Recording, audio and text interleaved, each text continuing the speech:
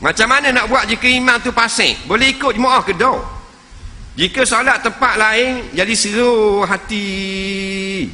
Ayolah apa? Seru hati. Ayolah imam. Baik, tok imam kampung tu fasik. Tok imam kampung tu jual api kuda tok imam.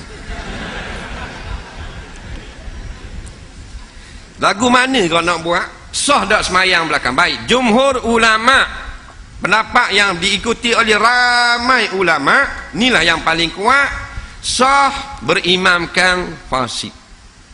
Sah. Yang tak sah, juru nikah fasik. Pasal juru nikah tak boleh sama dengan tok imam masjid.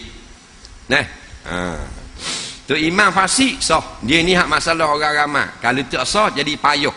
Hak benda orang nak semayang pun jadi payah. Jadi sah. Yang tak sah tok imam kafir. Baru tak sah. Tok imam fasik sah. Tok imam minum arak, tok imam kaki porong. Dalam raga mutu tok imam penuh dah teruk.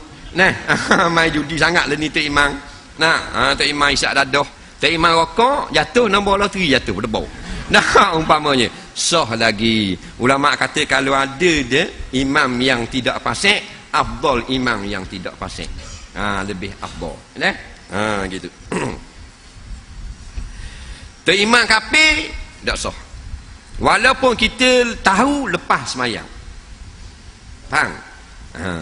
Tapi kalau tok imam berhadah, sah ikut. Tok imam berhadah, sah ikut. Pasal apa? Pasal berhadah masturun. Dia tersembunyi. Tok imam dia jimak bini dia.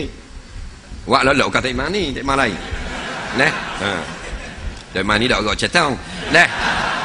Jadi bila dia jimak bini dia, kita tengok tak dia mandi?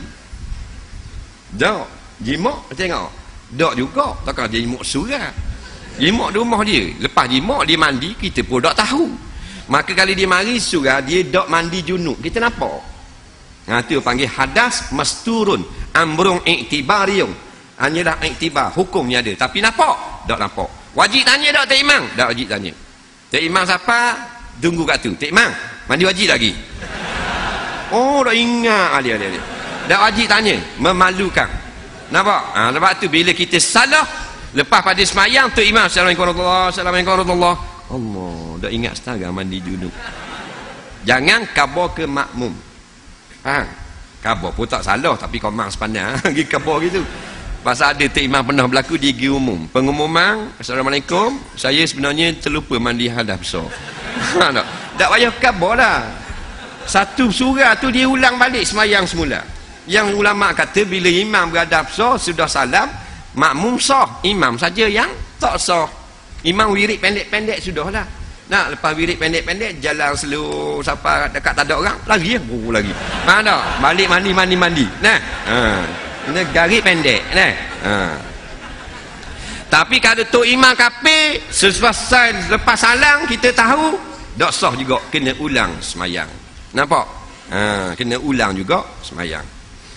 Tok imam salam baru kita tahu Assalamualaikum warahmatullahi wabarakatuh. Assalamualaikum warahmatullahi wabarakatuh. Makmum baru dapat, Sami belu. Kena qada. Ni ulama fiqh sebut.